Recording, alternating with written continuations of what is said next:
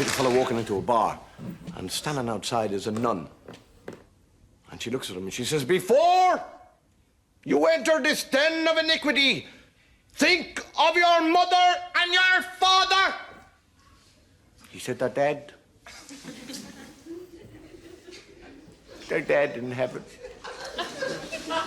She said, "Well, think of the damage the alcohol is going to do to your brain." What? What are you talking about?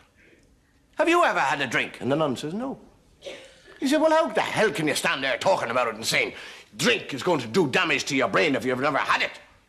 I'll tell you what, I'll go in, get you a drink, bring it out, give it to you, you drink it. If you don't like it, then you can talk about it. But don't talk about things you've never experienced. What'll you have? And the nun says, "I don't know." "What do ladies generally drink?" He says, "Gin." She says, "All right, I'll have a gin. But get it in a cup so nobody will notice." The fellow goes into the bar and he says, "Give us a pint of beer and a double gin in a cup." And the fellow says, "Is that bloody nun out there again?" The Pope, discussing the existence of God with an out-and-out atheist, starts off very correctly, discussion, and as the hours go by, it gets more and more heated, and eventually the Pope turns to the man and he said, "The mom! Get the mom! And you, come here. You are like a man who is totally blindfolded in a dark room looking for a black cat that is not there." The fellow said, "With all respect, Your Holiness, I think there's great similarity between us both." He said, "What do you mean, similarity?" He said, "Well, as far as I'm concerned, you are like a man who is blindfolded in a totally dark room looking for a black cat that isn't there. The only difference is that you found it."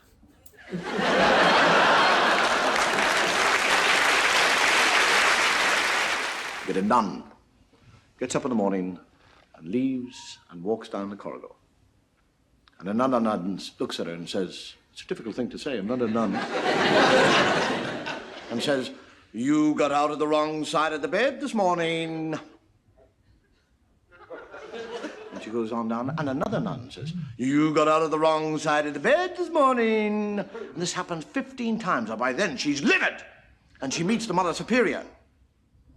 And the Mother Superior is just about to open her mouth, and the sister says, "Don't tell me that I got out of the wrong side of the bed this morning!" And the Mother Superior said, "I wasn't going to say that. I was just going to say, what are you doing with the bishop's shoes on?"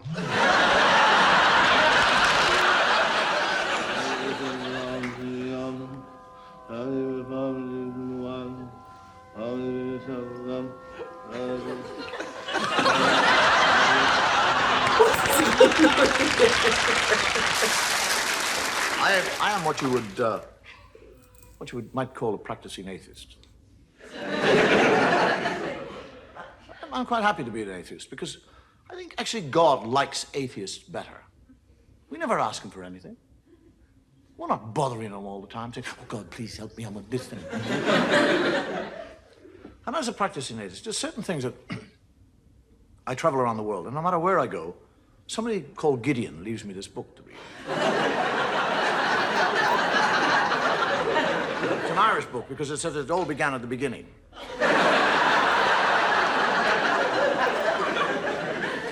There are certain things that, when I read the Bible, and I do read the Bible, that I find difficult to understand. I mean, if God has been there forever, what was he doing before he got to us? I mean, what was he out there doing? Was he sitting there going, "I'm bored today, what'll I do?" I mean, suddenly from nowhere, he suddenly decided to create a world. I'll make a world, that's what. Make a world, yes, that's what I'll do. Rivers, seas, boom, mountains, boom, everything is there. I want a garden. I'd like a nice garden. Whack! Garden me. Hate gardening. Need a garden. Gardener, spit and dust. Adam. And he, Adam, never once says, "Where in the name of God did I come from?" I mean, he's 40 years of age. He has no child, he has no recall. He doesn't say, "How did I get here?" But he's quite happy. He just kind of trundles around the garden, working away. And God is looking at him. And he sees that Adam is happy.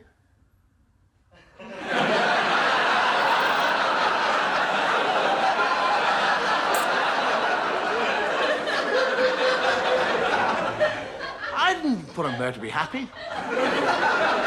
I'll put a stop to that. And God, during the night, sneaks down like a thief and steals, doesn't ask, doesn't request, steals it. His rib. And from his rib, he makes woman. And Adam wakes up in the morning, he's a real thickie. He's lying there, and there's somebody else, he doesn't say, where did you come from? How the hell did you get here? Where did you get those lumps?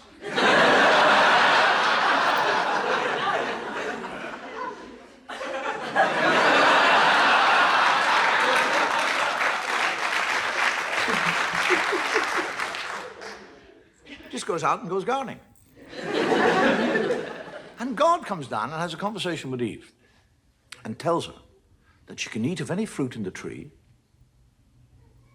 in the whole garden with the exception of one fruit tree. He's talking to a woman. He actually tells her not to eat of the fruit. And then when she said, which tree can't I eat? He said, that one over there. He points it out to her.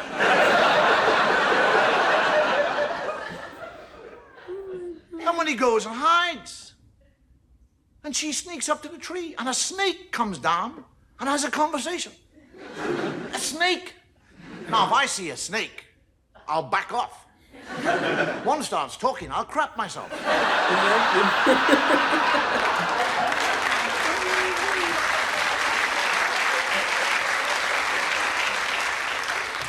And the snake actually convinces her to eat the apple. And she eats the apple. And when she eats the apple, she learns shame.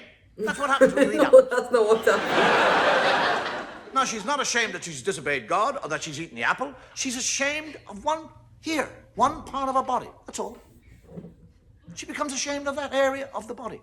Now, why that area? Why not her elbow? Her nose.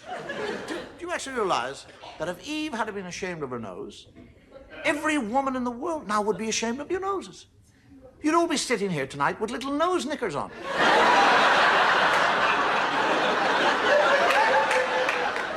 Men would be in nightclubs watching totally naked ladies with G-strings on their nose. Take them off. Oh, I saw a nose. And this is the book. This is the book that you'll go into court and place your hand upon. And swear to tell the truth, the whole truth, nothing but the truth. The first funeral I ever went to, and believe me, this is true, I was 6 years of age. And as they lowered the box into the ground, the priest said, in the name of the Father and the Son and the Holy Ghost. And I, for years, used to bless myself and say, in the name of the Father and the Son and into the Holy Ghost.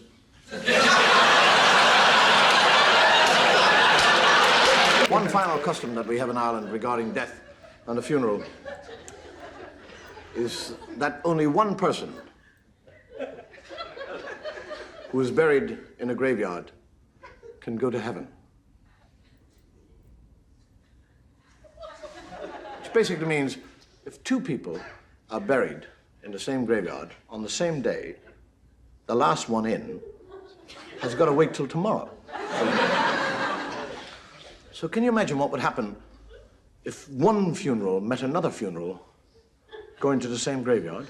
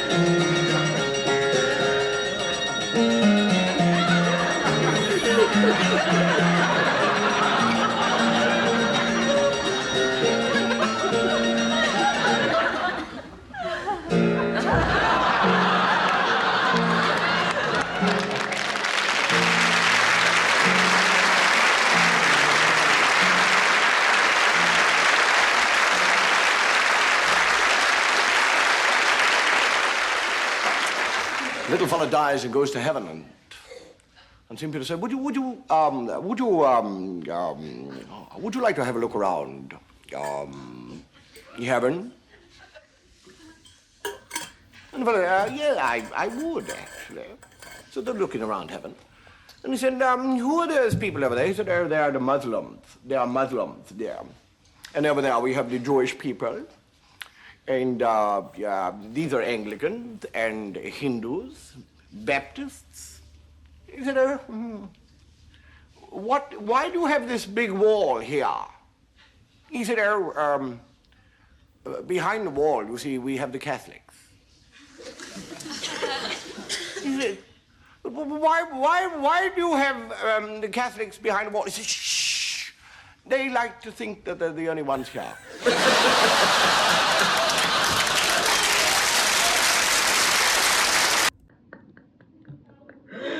Oh my god, oh no, this guy is actually funny.